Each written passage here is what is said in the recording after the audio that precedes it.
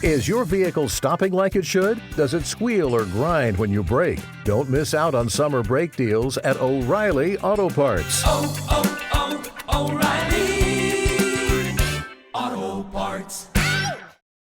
You're listening to the Think Unbroken podcast, and I'm your host, Michael Unbroken. I'm an author, speaker, coach, and advocate for adult survivors of childhood trauma and abuse. In this podcast, you will learn how to transform your trauma into triumph, turn breakdowns into breakthroughs, and go from victim to being the hero of your own story. You can learn more at thinkunbrokenpodcast.com, and of course, check us out on Apple Podcasts and Spotify at Think Unbroken Podcast. Stuart Dansby, welcome to the show, brother. I'm super excited to have you here. You are the star of the brand new documentary, Taking the Fight, and we're going to talk about that journey today. But first, welcome to the show. Oh, Michael, I can't tell you. I have told you how excited I am to be here and to share this story with you. Yeah, it's, here's what's interesting. Everyone in life has the ability to choose the person that they want to become. And as I watched your documentary, the only thing that kept going in my head was like, this guy gets it, this guy gets it, this guy gets it. And what I mean by that is, for so many of us, Stuart, we are trapped in our own mind about what we can't have, about who we can't be, about what we're not capable of.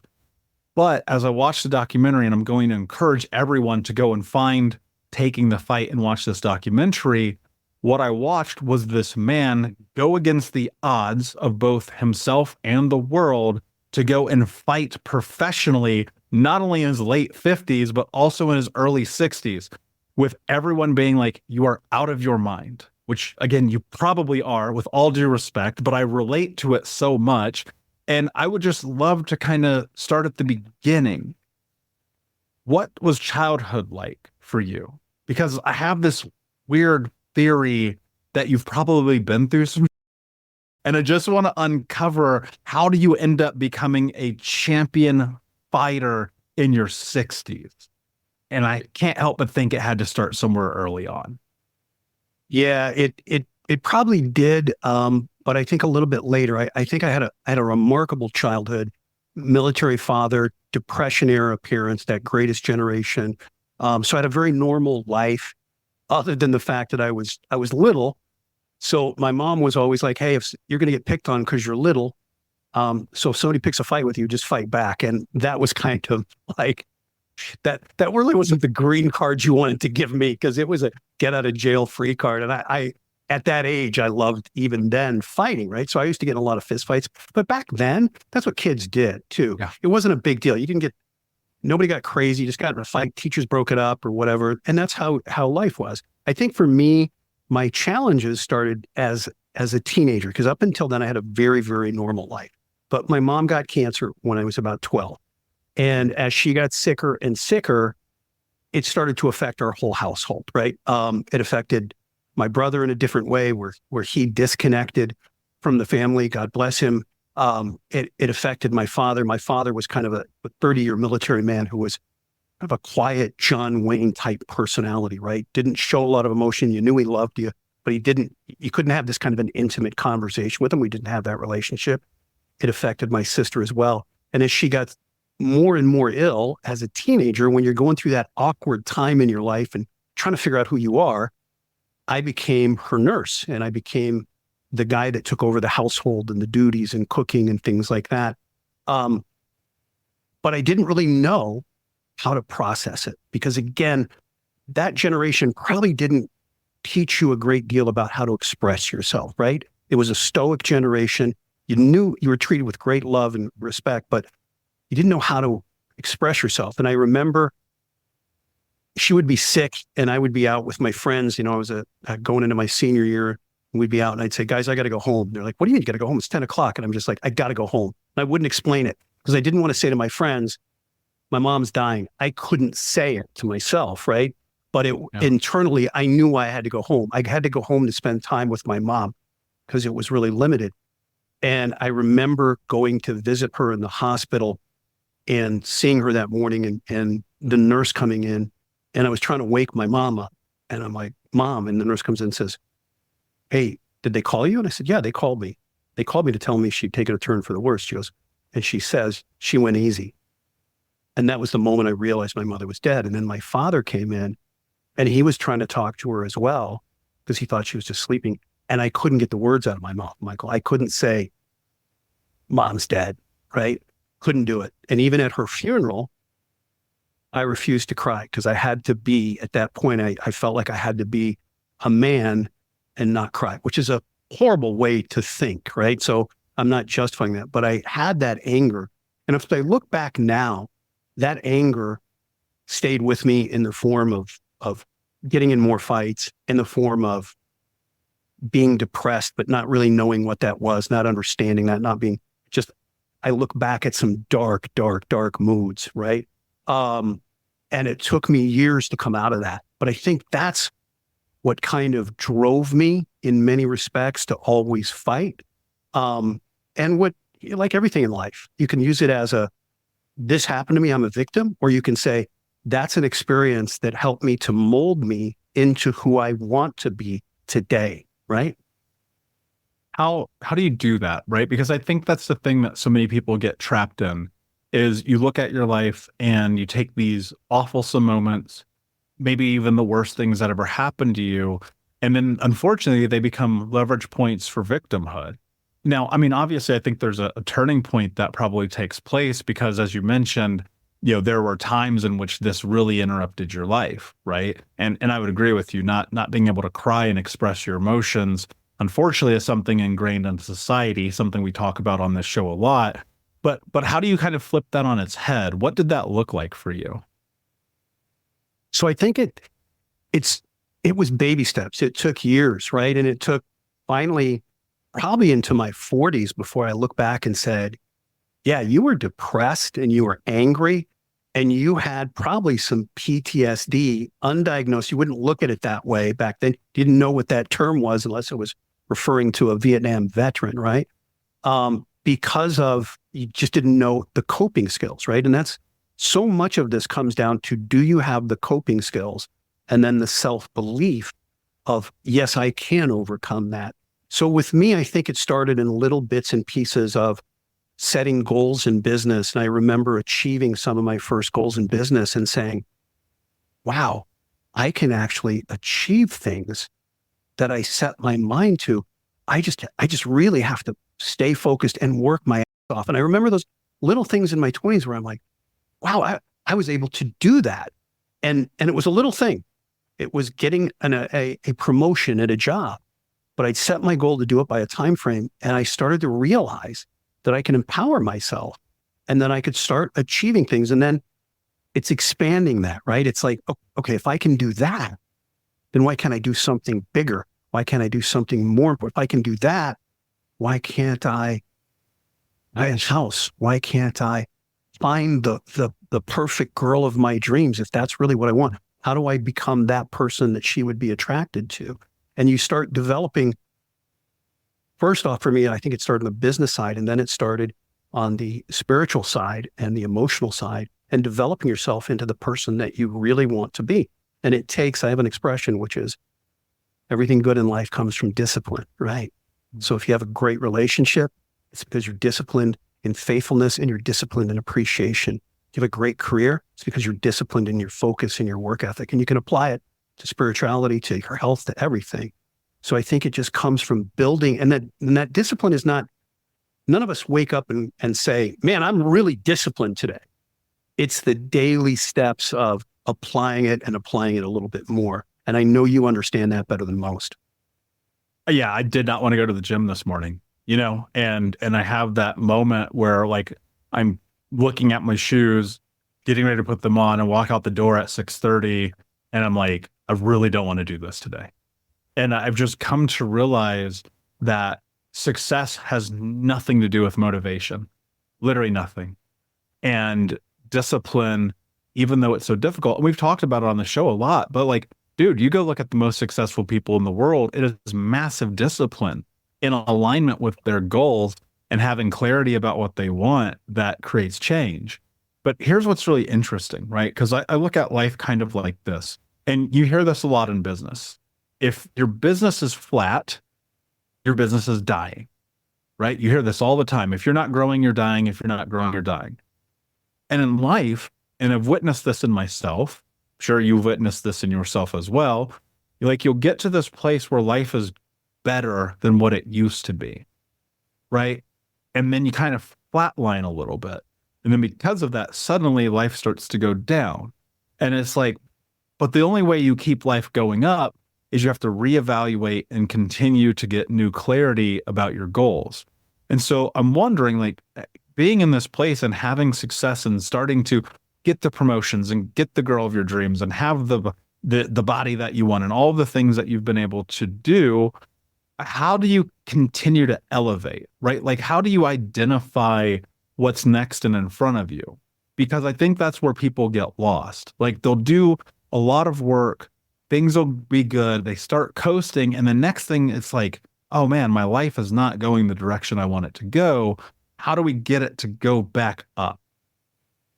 Yeah, I think, man, that's a powerful question. We as human beings, we crave the comfort zone, right? Wherever it is, the comfort of food, the comfort of a nice home, the comfort of being with somebody that you're in love with. And those things are important because that's how we enjoy life. But we have to be aware of not living in the comfort zone, because the comfort zone is just that. It's a zone of, okay, let me take this in. And we should be in this moment and say, all right, I just got promoted. We just bought a house. We just had a baby. Let's take that in. But if we live in that comfort zone, that's when we flatline, and without realizing it, that's when we start declining. There is a huge spike, for example, in alcoholism at the same age that most people retire. And the reason why is because once they retire, they don't have anything to do. So they're not achieving, right? I get asked, as you can imagine, frequently, when are you going to retire? And my answer is always the same. And this is going to answer this is the second part of my answer to your question. My answer is the same. At what age should I stop achieving? At what age should I stop contributing in some aspect to this life? Because that is the moment that you get old, because that's the moment you choose to be comfortable and you choose to go on that decline. So I think you've got to be very aware and appreciate, again, those comfort zone aspects of your life. But you always have to look and say, what else do I want to achieve? Because why are we here, right? Is it achievement in raising great kids? Is it achievement in business? You have to have a reason to achieve, to contribute. In my case with the documentary, my goal and it's 9 years now from inception to this finally launching. My goal was to allow people to understand that you can overcome what you have in your head as obstacles. You can overcome what you have in your head as problems, because they're not. They're challenges. And when you switch that perspective from stress to challenge, then you can achieve those things, right? And when you start looking at how do I overcome challenges and I want to achieve more, then it continues to drive you. Does that make sense? So, I mean, yes, it makes perfect sense. But where I'm curious is you mentioned something that I think is really important. It's like having reasons. And I don't know that, and perhaps it's the world that we live in right now, but I don't know that people really have conviction in the way that they need it in order to be successful. And my fear, and I see this a lot, is that people kind of want it. Mm-hmm. And so how do you, because here's my thought. It's like, Jesus Christ, dude, you're in your 50s, you're going to Muay Thai practice at 5:30 a.m. I'm watching this documentary. I'm like, the man is up doing more in his 50s than people in their 20s do all day. And I don't want to tout it as you're some kind of superhero or anything of that nature. No, not. But it's like there's something in you that drive pushes you forward. And I'm just trying to understand where that lives, because, I think people just become so complacent. And I've been guilty of this, where I've really had to get in my own ass and be like, dude, what do you want? And then find that space. And so I'm wondering, how do you find the reason? Let's say somebody has a big dream, they have a big goal. They want to go and accomplish something, and they're in their 40s or 50s or 60s or 70s or they're 18, or it doesn't matter, but they're in this place. How do they leverage their reasons to actually accomplish their dreams? Yeah, that's a great question.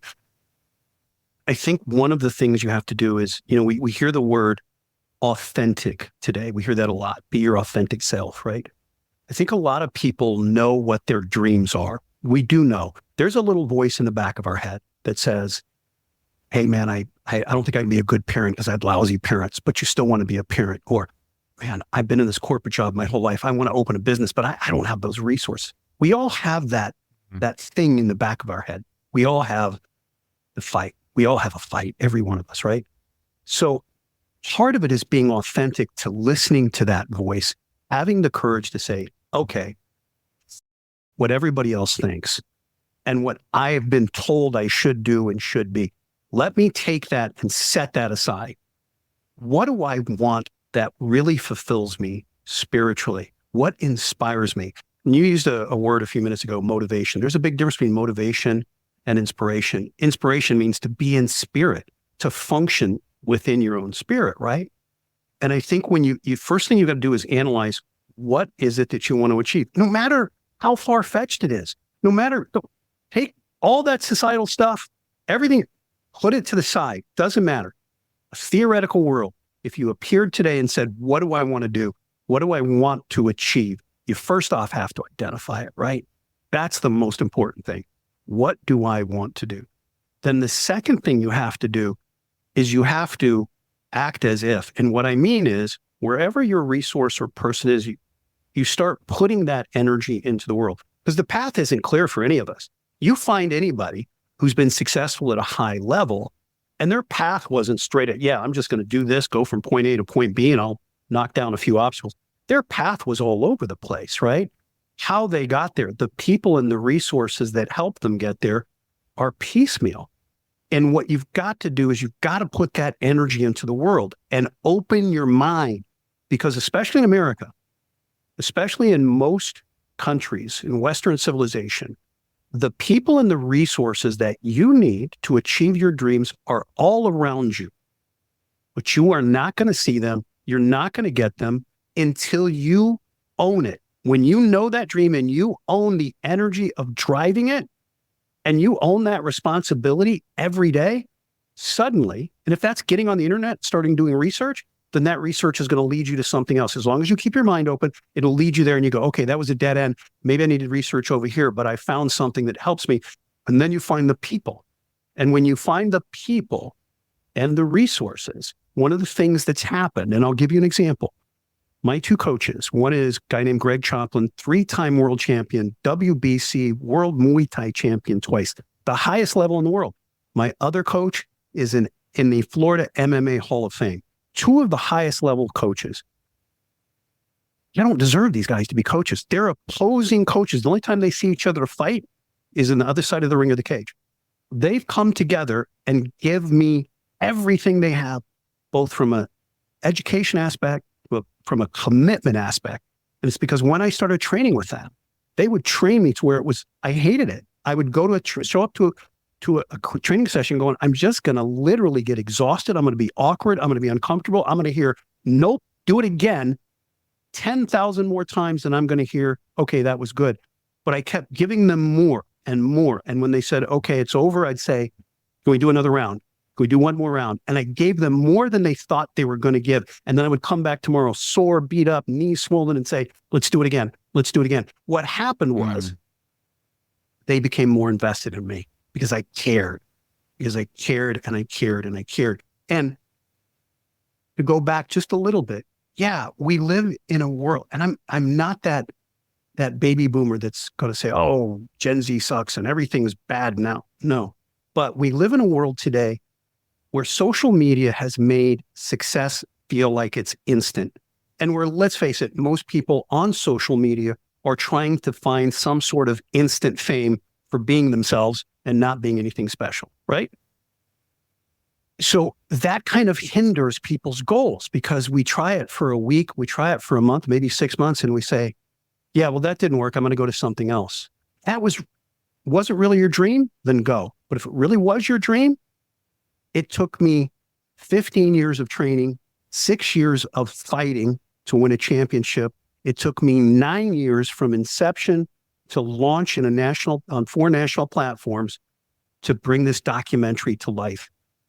And that's where you can't give up. You've just got to keep what you said, focused on what your dream is, focused on what your goal is, own the responsibility of the energy. You're the driving energy of your dream. Nobody else is. That's one of the things I learned throughout the 9 years of making the documentary. There were obviously times when it stalled, right? Stalled because of the story, stalled because of finances. And I would sit back and say, okay, you've got a great business partner. He's amazing. He owns a production company, but he isn't invested in this like you are. It's your responsibility to drive this forward, right? And that's where you just push and push and push on anything that's your dream. Did that help? Yeah, I think a lot of people quit when it gets hard. And I think that unfortunately, it kills me to say this, but I think that more people are afraid of success than they are of failure. Because in success, you're going to have to discover who you truly are. Because in success, you're going to have to do the hardest things. You're going to have to walk the path that is of most resistance. You know, when we have this weird notion in the world that you should walk the path of least resistance, which, I mean, yes, work smarter than harder, right? We get that. But like most of the time, you're going to be faced with obstacles and doubt and bad circumstances where you can really be the victim. I mean, as I was watching your documentary, and it's like another shoulder injection, another knee surgery, another this, another that, another injury. And people around you, even at one point, your wife, after you decided to take the second fight, being like, you're a maniac, right? It's like the world, even though it loves you, it does not want you to pursue the thing that you want to pursue. And it wants to push you into this place of it's okay, of complacency, of all of these things that kind of give you an out.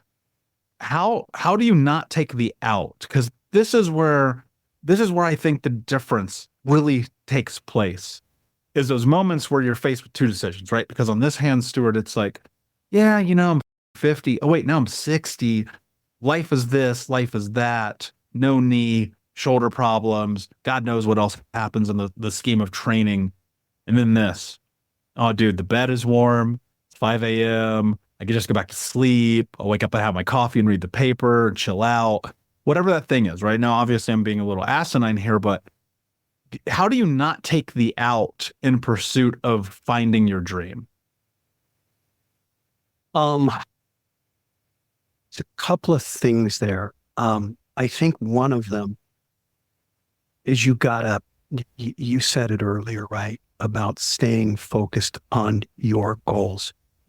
You cannot listen to that language that's out there. You cannot entertain those conversations. My wife has always been in my corner, but for this last fight, she wasn't initially. She got there. And as you saw, she talks about that, but she wasn't. And you know what? She is my world. But I didn't listen when she was giving me resistance. I was convicted, and she knew that. She's like, "You're going to fight again?" And I said, "Yeah." And she goes, and question it. And I'm like, "I don't care. I don't care. The outside world is not going to keep me from getting to my goals, or at least putting in all the effort. You can't guarantee you're going to be there, right? But you'll probably get pretty close if you put that effort in." So the first thing is, don't listen, right? It's like you get up in the morning, first thing most people do, what do? They look at social media. So right now, you're looking at social media. I'll go to TikTok, I'll go to IG, I'll go to Facebook, I'll bounce around. And I'm letting the world program how I'm going to think and the information here. So maybe I click on something that tells me that I can't achieve my dreams, but I'm just letting the world program. No, every day you have to program your own thought. I do it through affirmations, but you can't let the outside world get in there and tell you that, because once you do, then that's going to create doubt, right? I have lost. If I win one round, this will not surprise you, especially as a guy who is a Muay Thai practitioner. If I win one round, I've lost 20, and that is not exaggeration. So I've literally gotten my kicked 20 times to win one round, right? If not more. Do you have to be, is a weird way to phrase it, but because martial arts is a huge part of my life and something I've shared on this show a lot, at one point moving to Thailand so I could practice for a year, do you have to some extent, like, be willing to suffer? Like really be willing to suffer? Yeah. You not so much willing, but you have to want to. Meaning, here it is. When you're at work, you're in a corporate job, and you're getting all these demands at once, and everything's due in 2 days, and you're overwhelmed, and people are coming at you with problems. That's your moment to define who you are. You got to want those moments. You can't say, I want to hide. No, that is the moment. Everybody talks the talk, but that is your moment to say, all right, I think I'm a business person. This is what I revel in. Bring it to me. Bring me that pain. Bring me those challenges, because I am going to function through this, and I am going to kick those challenges out. I would program myself in training camp specifically to say, there's going to be that moment when you want to quit. There's going to be, and I would do affirmations visualizing this. There's going to be that moment when you're sparring and you're getting your ass kicked, and you look up and you know this, you're still 2 minutes left in the round. 2 minutes is an eternity when you're getting your ass kicked. When you're winning, it can't go fast, too slow, right? When you're getting your ass kicked, and you're like, oh my God, how am I going to survive this? I would literally visualize those moments in training, whether it was with my coach, whether it was sparring, or whether I wanted to quit in strength and conditioning, and say, these are your moments. These are your moments to define who you are as a human being. And sometimes I would come away saying to myself, yeah, I didn't like who I was today. I got through it, but I didn't kick its ass. I didn't really shine. I didn't really grow because I just survived that moment, but I didn't push through that moment, right? And that's okay as long as we recognize that. It's okay to be human. It's okay to have that struggle, but you really, really want to look for those moments, because as opposed to saying, okay, something happened and I gave up. Think about this. If you anticipate, okay, I'm going to hit obstacles, I don't know what they are. I'm going to hit times when I want to quit. And when I get there, that's my moment to shine. That will drive you through those. And you're going to get those little victories along the way. Were there moments, I'd actually really love to go in and for you to define, maybe while in this journey over the last 9 years, what was a moment where you were like, I'm done, but then you really rallied? Because here's how I think about it in my life. There are moments, dude, where I'm done. I'm like, I cannot do another podcast. I can't speak on another stage. I can't write another book. I'm exhausted, blah, blah, blah, blah, blah. And then I like snap myself back into reality. And I'm like, yes, you can. What was a moment like that for you, like while you were filming this documentary? I'll tell you one. I was in a training camp for my first fight in a ring. I was probably 7 workouts in. It was a Friday evening. I was training with my coach, Greg Choplin. I came in exhausted, completely exhausted. I would train with him for 90 minutes, and then he would teach a sparring class. He'd have about 45 minutes of technique, and then we'd spar for the last 15 minutes. I've got this young featherweight beating my ass, and he keeps clinching. And I fight at 170, this kid fights at 135. And he's just beating my ass. He keeps clinching and kneeing me in the kidneys, kneeing me and kneeing me and kneeing me. I'm trying to keep, I can't. Greg, who's always calm, is actually yelling at me. And he pulls me aside afterwards and he says, get your hands up. I said, my hands were up. I'm trying to argue with my coach. You know, that's the stupidest thing you can ever do. You never win that argument. He shows me video he's filming, right? My hands are down around my waist, right? And I was just demoralized. And then the last round of sparring class, they do abs. And he's like, why didn't you do abs with the class? And I'm like, because I did abs yesterday. I'm sore. I did 600 abs yesterday. He said, you don't get it. There's a group of 20-something-year-old fighters right there. You might not be the best one here. You might be the worst one here, but you are an example. And you're a champion. I expect you to be a champion. So when you're sore, I expect you to do ab class with everybody and show them how they should carry themselves. That's your responsibility to this team. And I went home that night. I was driving home and Michael, I never thought about quitting, but I was demoralized. I was emotionally broken. And if you know the story of the Man of La Mancha, of Don Quixote is an old dude who thinks he's a knight, who rides around on a donkey. He thinks he's fighting dragons as a knight, but he's actually attacking windmills. And I got home and I walked in the door and my wife, Stella, looked at me and she said, "What's wrong?" And I just sat down and I said, "I think I'm Don Quixote. I think I'm delusional. I don't even win a round. All I do is get my kick. I've got a 26-year-old, 6'2" guy I'm going to go against. How can I possibly beat him when I can't beat anybody?" And I was completely demoralized. I wasn't going to quit, but I was emotionally in the dirt and I didn't know what I was going to do. And my wife just said, "You're having a bad day. You're just having a bad day. You just need to regroup. You're going to be fine. Nobody can outwork you. Nobody's going to attack this with more energy than you are. You're going to be fine." So I went to bed that night, drained, exhausted. I got up in the next morning, but her words kind of lifted me up and I had to go spar at a place called Freedom Fighters MMA.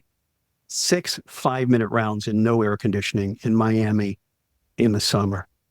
When I got up that morning, I was peeing blood.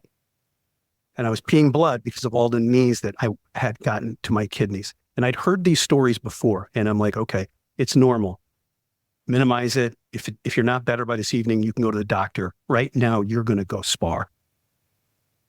So I made myself go spar. There's a guy named Yoel Romero, the number 3 middleweight in the UFC, getting ready for a fight in Madison Square Garden against Chris Weidman, the former champion.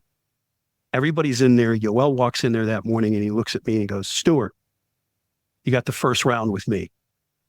And I literally make a joke. I'm like, "Dude, you got 15 other professional 20-something-year-old fighters. Why are you calling me out?" He goes, "No, you and me right now, dale." And I took that moment right there and I'm like, okay, I'm about to get my ass kicked. But you know what? I'm going to give him everything I can. And this is the responsibility that I own that drove me, Michael, to make him better. I have an obligation to lead by example and to give him the best round possible so that he gets better and I get better. And sure enough, I've never won close to a round with Yoel. But at the end, our assistant coach comes up to me. We're all done. Everybody, you've been in this atmosphere after you're done sparring. Everybody's talking trash over in the corner. Yoel's talking. We'll be right back to the show, but I want to tell you about today's sponsor, Babbel. I have been using them to help me with their convenient courses learn real-life conversation skills in different languages. As you may know, one of the things that I do to relieve the stress of life is I love to get on an airplane and go travel to another place to have an adventure and learn more about myself. And with Babbel, it's been so easy to learn how to do things like ask for directions and order food and talk to merchants. And most importantly, really be able to tap into life while on vacation or working abroad. And so here's a special limited time deal for our listeners only. Right now, you can get up to 60% off a Babbel subscription if you go to babbel.com/unbroken. It's 60% off at babbel.com/unbroken. That's BABBEL.com/unbroken. Keep in mind, rules and restrictions may apply. And if you're anything like me and you want to learn another language, convenience is your best friend. So check this out. I'm looking forward to hearing about your adventures and your travels. Hey, it's Sean Nelson, founder and CEO of Lovesac and host of the Let Me Save You 25 Years podcast. Curious how successful people really made it? Tune in to hear from guests like Travis Mills, a true American hero, and Nate Checketts, co-founder of Roan. We dive deep into their stories and lessons that shaped them so you can skip the trial and error and get straight to the good stuff. You can find me wherever you get your podcasts. That's Let Me Save You 25 Years with Sean Nelson. Listen now. Have you seen Chuck Norris lately? He's still kicking butt and staying active well into his 80s. What's even more shocking is he looks more jacked than ever and seems to have more energy than guys half his age. And it's all thanks to Morning Kick. a revolutionary new daily drink from Roundhouse Provisions that combines ultra-potent greens like spirulina and kale with probiotics, prebiotics, collagen, and even ashwagandha. Just mix with water, stir, and enjoy. Unlike other green drinks out there, this one tastes exactly like strawberry lemonade and has hundreds of 5-star reviews. Go to roundhouseprovisions.com/save44 for up to 44% off your regular priced order. Plus, every purchase is backed by a 90-day money-back guarantee. So if you want to experience smoother digestion, a boost of energy, and just an overall healthier body, then go to roundhouseprovisions.com/save44 today. These statements have not been evaluated by the Food and Drug Administration. This product is not intended to diagnose, treat, cure, or prevent any disease. Results can vary. Trash, holding court, talking in Spanish. And Ray walks up and he says, "Do you know what he's saying?" And I said, "What?" And he said, "Yoel Romero is saying, I felt Stuart's middle kick twice and I don't want to ever feel it again." He goes, "Yoel Romero's saying that about you." And I just walked out of there that day and I went, okay, I'm going to be all right. I'm going to be all right. I did better today than I did yesterday, just a little bit. I didn't win many rounds, but I pushed myself and I grew as a human being and I got better as a human being, spiritually, mentally, in every aspect, not even talking about being a fighter. I got better. I did something I didn't think I could do.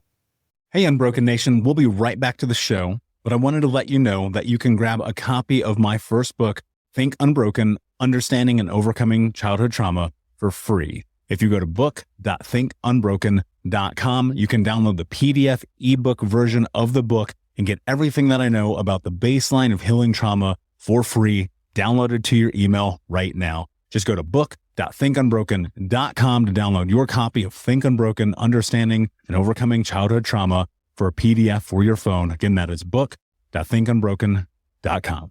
Does that make any sense at all? Yeah, I mean, that's an incredible story. And for those who may not know who Yoel Romero is, I mean, the dude is basically 99.9% pure muscle. I mean, it's like unbelievable. His nickname is the Soldier of God. If you don't know, if you look at him, you'll be like, yeah, that makes sense. And he's a vicious killer in the ring, by the way.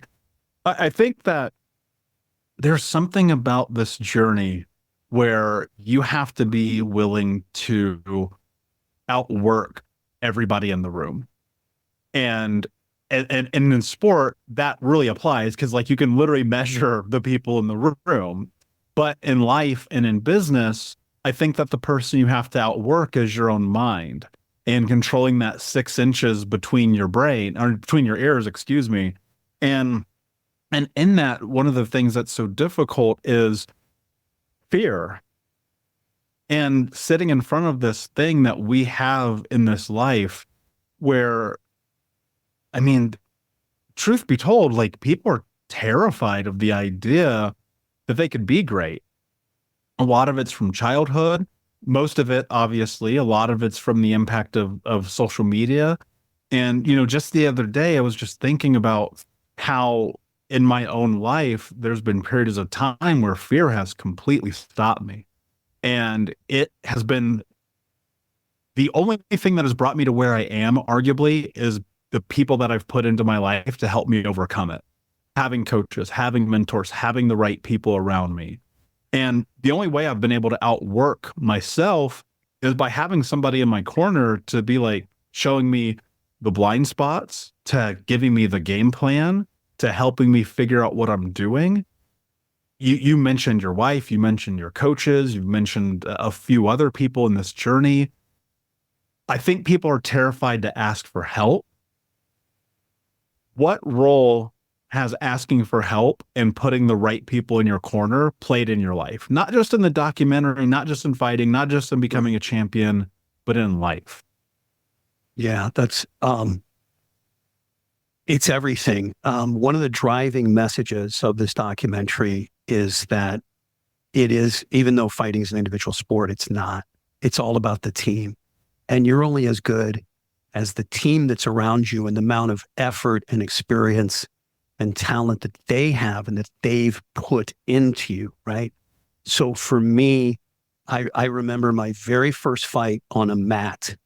And I remember looking at my opponent And I looked back over my shoulders and I saw my 2 coaches and my wife, and I saw a legion of fighters, professional fighters that had trained with me. And I instantly became overwhelmed. And I turned and I looked at my opponent, and this is going to sound weird, but in my head, I went, I own you.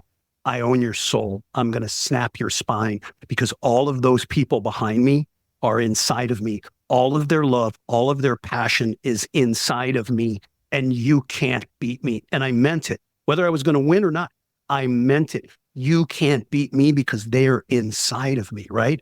But that comes with a mutual commitment and a mutual accountability. So the role of my coaches, you heard what I said about Greg. Greg taught me, as a 3-time world champion, he taught me the mentality of what it is to be a champion. When you train with guys like him, guys like Yoel Romero, who has won 5 gold medals in the world championships for wrestling, and then 3 Olympic medals, you train around those people. You understand a champion's mentality. So if you get exposure to a high-level CEO, absorb it. If you get exposure to someone who's just a remarkable entrepreneur, understand their level of conviction and feed off that, because they will, I have a little thing that I say, which is, but the people around you with the skill, education, and resources to get you where you want to be, and then embrace that with no ego, right? Because our ego will lie to us. Our ego, when your coach is pushing you and you want to quit, your ego will give you every reason in the world why you should. It'll justify it. Well, you got to do this. You got to go work out. You got to do this. You got to do, right? And you want to quit at that moment so you can find a reason. But if you can embrace that knowledge with no ego, then you're going to grow, right? And that reflects into also the making of the documentary, because the making of the documentary was the greatest test of patience I ever had. Mm-hmm. And what happened is I kept driving it forward with my energy and with kindness with my partner who owns Roar Post Production, Carlos Arieta. And this wasn't a funded project. This was out of our own pockets.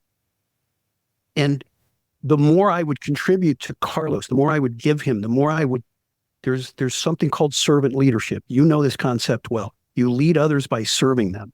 The more I would serve him, the more he would become invested and the more he would give me back. So Carlos has been tremendous in how we've completed this project, because he's put all of his resources, love, and passion in it. My wife is there as my constant rock, literally in my corner, not to coach me, not to say, throw a low kick, throw a high kick, but just, she literally asked my first time, she said, can I be there?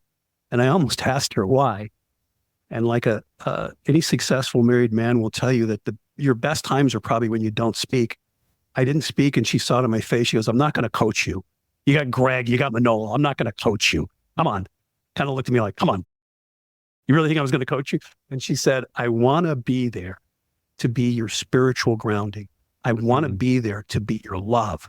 So you know every one of us is with you. So her role is just as important as Greg's.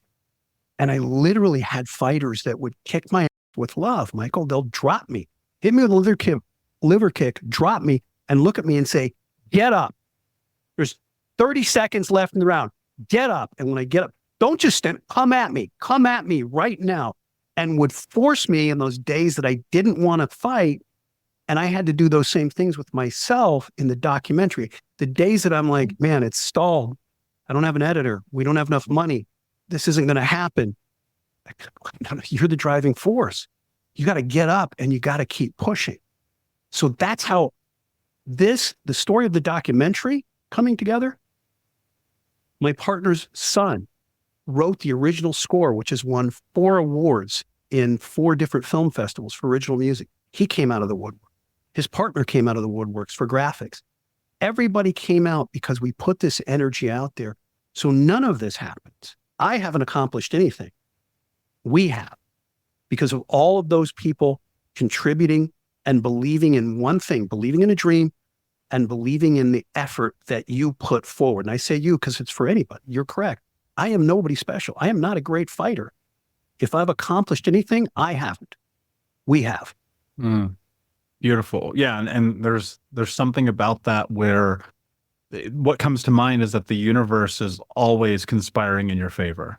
Like there's whatever the thing, it's so crazy, man. Like the littlest things will happen in my life sometimes. And I'm like, oh, that was 100% meant to be. Like I know Yep. that was there, but it was also me being like, I need guidance. I need help. I need to invest in myself.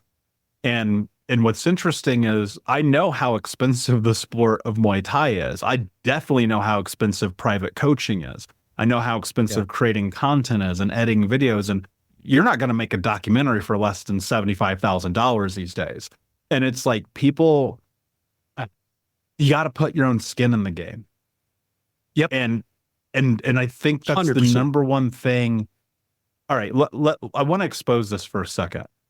I think that the number one thing that keeps people stuck is their fear of investing in themselves. Because when I look at my journey, I will tell you right now, every time I ever tried to do anything for free, I never did anything with it, ever. I must have like a bazillion free courses in my inbox. But every time there's cash on the line, real investment of my energy, that equal exchange, it's like I show up. People have fear about this concept around finances because for whatever reason, they feel like they're not going to get their money's worth. I think we've been brainwashed. I swear to God, I believe we've been brainwashed by society to believe that everybody's trying to steal from us and take from us and rob from us. And so I'm curious, like from just a financial standpoint, right? Because you went and you made this documentary, it's self-funded, it costs a lot of money. You have to pay for training, for medical expenses, for God knows how many other things along the road, equipment. Like, talk to me about that aspect of this. Like what role did actually the literal investing in yourself, like what role has that played in this journey? Yeah, I could probably have a couple Porsches in the driveway if I didn't go this route. Let's put it that way. Right. I had a friend of mine one day, we were at lunch and he's like, how much do you pay for training a month? And I had it up. How many, 2 different gyms? Yeah. Boom. It's like, how much do you pay for this? And he's like, dude, you could be driving a brand new Land Rover right now, just on a monthly basis. And I'm like, it doesn't matter.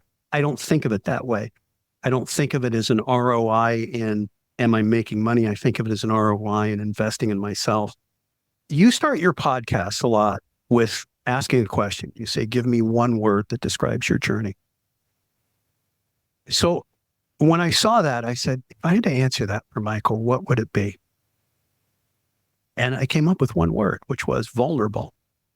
So I think you have to make yourself vulnerable in what you're going to commit financially. You have to make yourself vulnerable in what you're going to commit emotionally, work ethic wise, and in every respect, right? For me, financially, you're right. Every time I train with my coaches, high level coaches are expensive, right? I also pay every 3 months to have my knees injected with PRP, both of them, and my shoulder. So the medical care that is out of pocket, because this isn't stuff that's covered by insurance, adds up every month. The amount of money we invested in the last year in entering into film festivals and traveling to film festivals was enormous. The amount of money that my partner invested as a production company would have been probably closer to $250,000 for those resources, right? Now he has them, so he didn't do that, but his skill set and the equipment he has and all those things and all those cameramen filming, like it's a ton of money. I never really focused on that. And here's what I focused on. Can I afford the $100 to go train with my coach? Can I afford the money to enter this film festival? Is it going to keep me from paying my mortgage or from building my 401k? No, it's extra money that I have. I can do a lot of things with it, but I'm going to invest it in my dream, and it will come back to me as long as I keep driving my dream forward. And my dream, Carlos kind of gets on me because I say this too often. I've never had a goal of making money on this project. My goal is to change lives. We make some money along the way. That's great. He goes, you got to stop saying that now. We're in distribution. We need to make some money. But that's been his goal as well, is how do we change and affect lives by telling the story? And I'm simply the conduit for the story, and fighting is the metaphor for the story. But you have to invest money as much as you have to invest your emotion, because and that's a mistake I made. At first, I was just investing my work ethic and my drive in it, but I wasn't investing money. And we struggled to find an editor, for example. We re-edited it probably 6 times. And finally I went to Carlos and said, I'll put up this much money if you put up that much money. Let's get a real editor and bring this thing home. And I had to come to that conclusion in order to make this come to fruition. Yeah. And then that's everything in life. I mean, it really is. Like there's so many levels of this game in which it's like you have to have this desire, right? You have to be willing to, I'm going to figure this out. And I think about that not only in the healing journey, I think about that in creating the life that we want. I think about that in all the moments in which I'm looking at my shoes before I go to the gym and be like, I don't want to do this today. But the desire, knowing the outcome on the backside, is the thing that keeps me going. One thing that I saw probably more than anything as I watched the documentary and as I researched you, and something that is really potent and that really shines, is you have this positive attitude. And I think that we live in such a society that is dismayed and melancholied and prescribed and dull and numb and dark, that positive attitudes are almost like the antichrist. And I'm so curious, first off, where does that come from? And then how do you leverage it? Yeah. If you come visit me someday and we get up together at 5 a.m., you'll look at me and go, who the hell is that? Because at 5 a.m., I am not that guy. I wake up like a zombie and I don't have that positive attitude. And I'm walking down the stairs of my house and I judge my day by how swollen my knees are. So can I walk down on two knees, or do I have to walk step? So a lot of times I'm getting out of bed and I'm like, oh my God, everything hurts. My knees are swollen, my shoulders swollen. And I get down there, and just like any of us, I struggle, right? I struggle to get my day going. Just like any of us, I'm thinking, okay, I've got to get this done with my career. I've got to get that solved. I've got to get that solved. And you can easily go into a feeling of hyper anxiety and being overwhelmed. And when you can take yourself out of that, then you'll usually notice that you're a pretty happy person, right? But it's the amount of anxiety and pressure that we have all coming at us that we allow ourselves to get overwhelmed with that. So what I do, and I broached this a few minutes ago, is I level set. I believe in God, so I always pray. That puts me at ease. Whether you don't believe in God or do, you can do breathing exercises and just first off, relax your body. And then you look at it this way. The average person has 60,000 thoughts a day, which is both literally and figuratively hard to wrap your head around, right? So if you're in a bad place, let's say you're having a high stress day, you're negative and you're like, oh man, I'm stressing, my boss is on my ass. And then God forbid you turn on the TV news and then you watch that. And now you just want to go kill yourself, right? And then you get up in the morning, you look at social media, and what are we drawn to? We're drawn to the latest celebrity scandal. We're drawn to bad politics that, oh, this politician said this. And now you're wrapped up in more negative energy. So you're literally programming and allowing the world to program you with negative energy. There's a guy named Wayne Dyer who passed away a few years ago. I'm sure you know of him, right? He's a remarkable human being. And Wayne Dyer would preach, there's energy in the pictures you put in your room, in your house. There's energy in the music you listen to. There's energy in what you consume visually and mentally, right? So if you watch horror movies and listen to blasting headbanger rock all day, that's probably not going to put you where you want to be. So I think for me, I struggle just as much as the average person, but I reprogram myself every day. I do positive affirmations on how I want to think and I want to function and what I want to achieve. And so I just do 7 or 8 simple affirmations. For example, if I feel like I didn't achieve enough, I got out of focus yesterday, right? Then one of my affirmations will be, I am focus. And the second one will be, I am achievement. I just sit in a quiet place and I program myself. And one of those other things I always do is I take stock of what my blessings are. Because on my worst day, when my knees are swollen, when I'm stressed at work, when I have a cold, when I've got high demand, I think of, isn't that remarkable? I have this high demand at work. That means I drive value. That means I can help the organization move forward today. My knees are swollen because I got to train yesterday. I got to do what I love, right? There's a woman upstairs still sleeping that loves me no matter what. What a remarkable day that I have in front of me, and how blessed am I? So again, it's an expression. My son's 24, and if you walked up to him and said, what's the difference between stress and challenge? He would roll his eyes, look at you and go, perspective, because he's heard it his whole life. And I think it's putting our life in perspective, right? And going back to, what do you want to achieve today? When I impact people, one of the things I pray to God every day is, allow me to impact people in a positive way. For me to do that, I have to lead by example. I have to be the hardest worker in the gym when I'm training with fighters, but I have to be that positive energy that other people can feed off of and learn from. And when you draw those people to you that way, your life becomes more empowered and more enriched. Is there a level in which, in order to make that come true, that you have to get out of your own way? What do you mean? I think often people kind of self-sabotage. People will get in their own way. People will not do the thing they know they need to do. People will intentionally or unintentionally, consciously or unconsciously find reasons to not be successful. And I'm just wondering, in all of this, right, to get to the point as we're watching the documentary, and I mean, it's not obviously a spoiler alert at this point because you became a champion. It's like, to get your hand raised, like, how much of that is like, you got to get out of your own way here? Yeah, you do. You got to allow yourself to, and I'll go back to that word, to be vulnerable, right?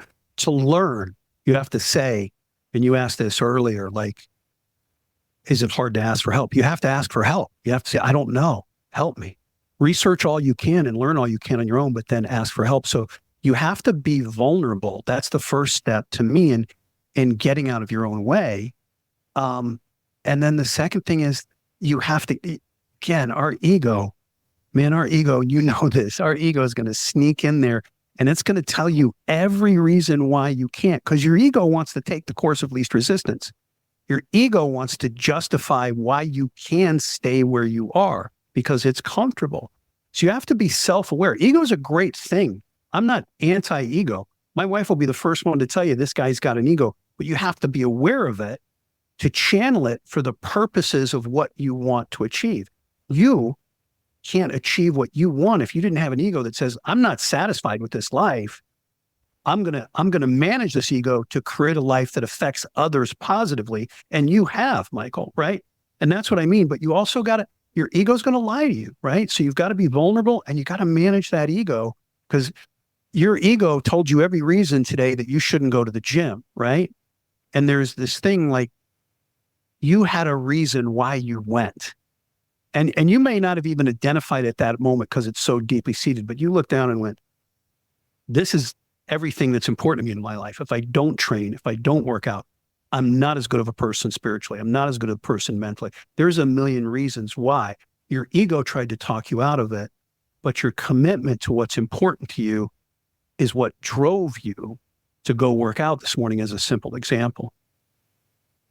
Yeah, I mean, I've always kind of been on the side of like, I don't think we have to get rid of our ego. You just have to pay attention to it, and I wish more people would be honest about that. It's like, dude, have an ego. You should, because, and I mean this genuinely, if you don't believe in yourself, who's going to?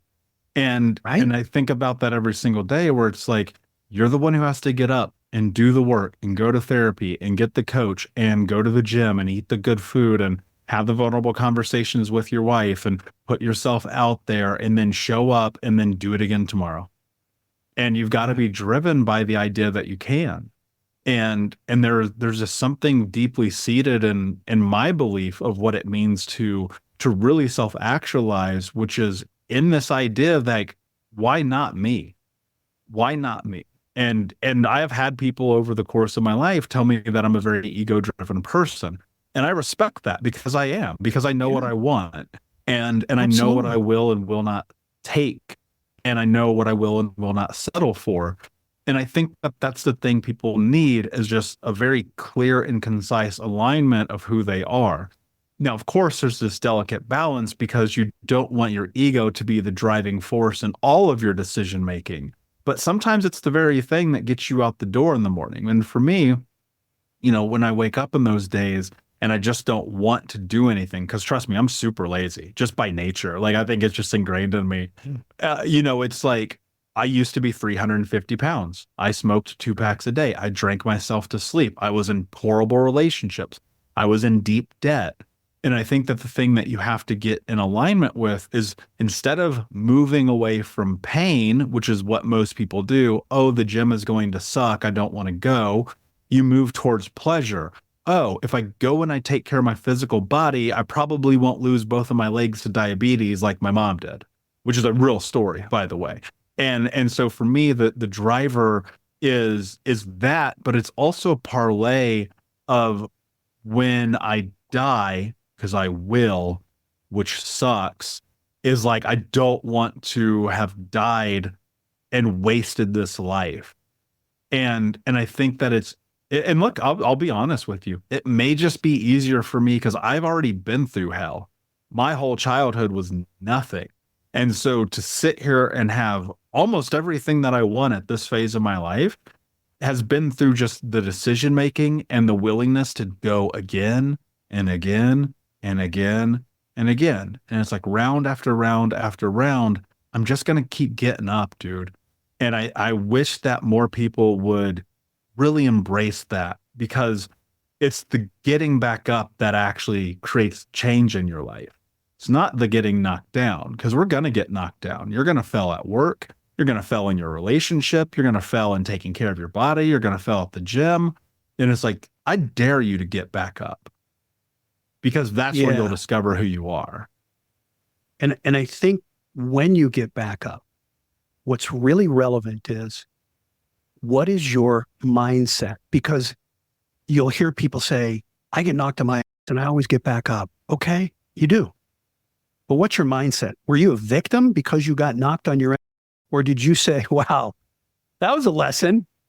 All right, that whooping was a lesson. I appreciate the lesson, and I'm going to turn that into something. And that's what's so paramount. That's where you see, we all know people, we work with them, family that are jaded, right? They could win the lottery, and the first thing they're going to tell you is how they have to pay taxes, how the government's taking their taxes. Such a good point. We all know these people, right? And those people have been knocked on your ass arguably as much as any of us. But when they get back up, they're a victim. Government did this did it, my boss did this, the company, I'm always against the company. You're choosing to work there, right? If you choose to work there, you're not a victim. So when you get back up, look and say, is there a lesson I can learn? But I think you're very right. We want instant gratification. I think if you can measure, I went to the gym today, and we'll use that as a simple analogy. I improved my cardiovascular system. My energy level went up about that much. My stress came down about that much. Got 1 pound stronger on my bench press, whatever your goal is, right? Then you measure not how far you have to go to be in the shape you want, not how far you have to go to buy the home you want, but man, you know what? I built my credit a little bit today, and I saved $10 today. And that's what we have to measure. We have to, and we do have to take in those moments. And that's how we can continue on that course to be successful, because there is no overnight.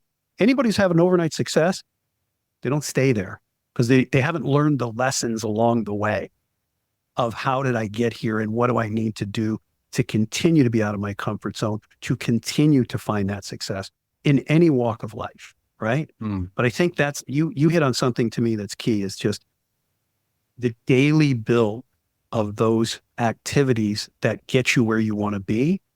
That's what keeps you from quitting. Build it a little, look at that. Okay, I accomplished this. One more step. The long-term goals, we as human beings aren't great at, because we can't get to them quick enough. But if we can measure ourselves in short-term success, you know what?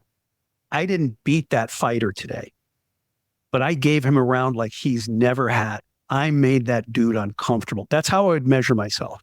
I'd go in and say, I landed 3 or 4 more punches and kicks than he's ever had. I made him work harder than he ever has against me. I beat the Stuart Dansby that sparred with him last week. I kicked that guy's ass. And that's what keeps me going. That's the same way I look at life. I'm like, every day I just want to kick life's ass a little bit more than it kicks mine. Stuart, this has been an amazing conversation, brother. Thank you so much. Obviously, we're super excited for the documentary, Taking the Fight. I loved it. I'm going to watch it again. But where can people find you? Where can people connect with you? Where can people reach out? Cool. The documentary can be seen on Amazon Prime, Apple TV, which is also iTunes, Google Play, and on Vudu. And that's in all of national release and in about every other English-speaking country in the world. You can also check out all of that information if you're curious and you're living somewhere outside of the United States, where you can see it on takingthefight.com, right? And you can find me on Instagram at Stuart Warren Dansby. It's really easy. Not a lot of us out there. And just ping me, DM me.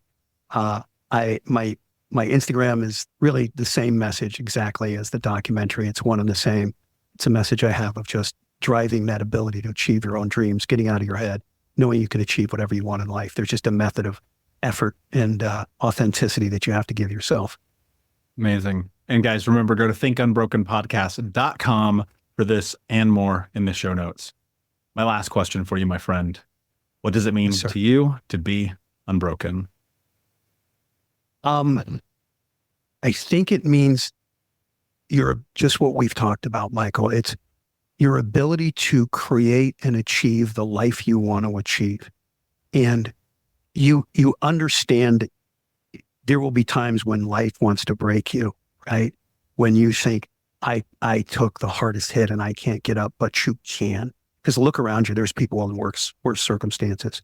So for me, being unbroken means the ability to come back from adversity, from obstacles, to turn them into challenges and to achieve the life that you want.